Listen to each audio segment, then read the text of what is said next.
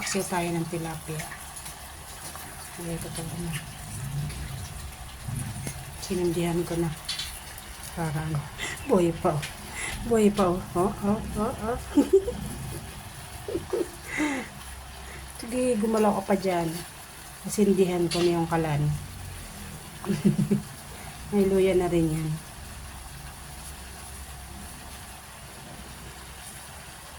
Sunod ko, ilagay ko na itong siling haba.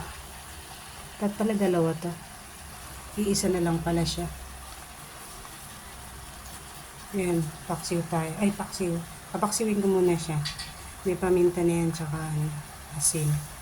Tsaka ako lalagyan ng Coco Mama. At pechay. Paksiw tayo. Papaksiw ko muna siya. Saan natin ang paksiw ng tilapia. Ngayon natin itong gata.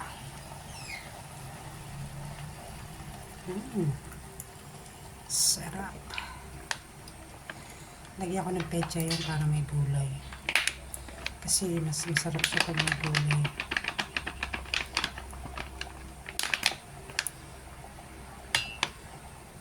Bigla naman, kukumema.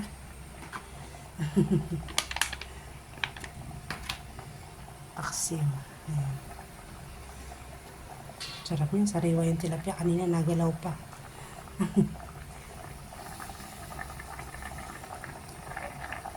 Lagay na natin yung pechay. Hinaan ko lang sa gilid. Isda. Hinaan ko lang siya sa gilid kasi na ano yung isda. Marami pa naman itong pechay. Sa bandang gilid ko lang siya. Para huwag na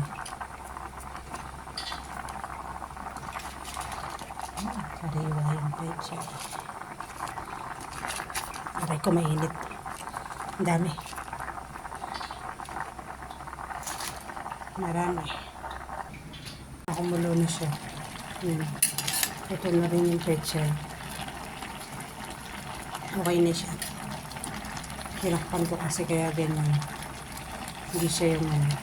Pero okay lang yan. Masarap din yan. May siling haba. Kasi may sili. Maduduro yung isda. Tatago. Ayan na sili. Tutulin ko na. Para